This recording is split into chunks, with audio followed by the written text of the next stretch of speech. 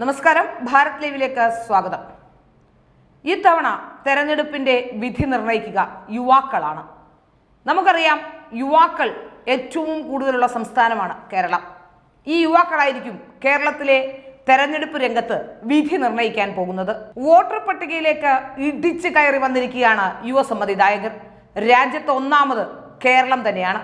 കേരളത്തിലെ ബൂത്തുകളിലേക്ക് എത്തുന്നത് 3,80,981 കന്നി വോട്ടർമാരാണ്. ലോക്സഭാ തെരഞ്ഞെടുപ്പിനുള്ള വോട്ടർ പട്ടികയിൽ യുവ വോട്ടർമാരുടെ എണ്ണത്തിൽ വലിയ വർധനമാണ് ഉണ്ടായത്. കരട് വോട്ടർ പട്ടിക പ്രസിദ്ധീകരിച്ച 2023 ഒക്ടോബർ 27 ശേഷം 3,11,805 വോട്ടർമാരാണ് പുതുതായി ചേർന്നത്. 77,176 യുവ വോട്ടർമാരാണ് ഉണ്ടായിരുന്നത്. ഇത് ജനുവരി 22 പ്രസിദ്ധീകരിച്ച അന്തിമ വോട്ടർ പട്ടികയിൽ 2,80,8,533 മാർച്ച് 25 വരെയുള്ള കണക്കനുസരിച്ച് 3,80,8,981 യുവ വോട്ടർമാരാണുള്ളത്. 18-നും 19-നും ഇടയിൽ പ്രായമുള്ള സമ്മതിദായകരാണ് യുവ വോട്ടർമാരുടെ വിഭാഗത്തിലുള്ളത്. ഈ ലോക്സഭാ തെരഞ്ഞെടുപ്പിലെ കന്നി വോട്ടർമാർ കൂടിയാണ് ഇവർ. ഹ്രസ്വകാലയളവിനുള്ളിൽ യുവ വോട്ടർമാരുടെ എണ്ണത്തിലുണ്ടായ വർധന ശരാശരി അടിസ്ഥാനത്തിൽ രാജ്യത്ത് തന്നെ ഇപ്പോൾ ഒന്നാമതാവുകയാണ്. ഭിന്നലിംഗക്കാരായ വോട്ടർമാരുടെ എണ്ണം കരട് പട്ടികയിൽ 268 ആയിരുന്നു. അന്തിമ വോട്ടർ പട്ടികയിൽ ഇത് 309 ആയിട്ടുണ്ട്.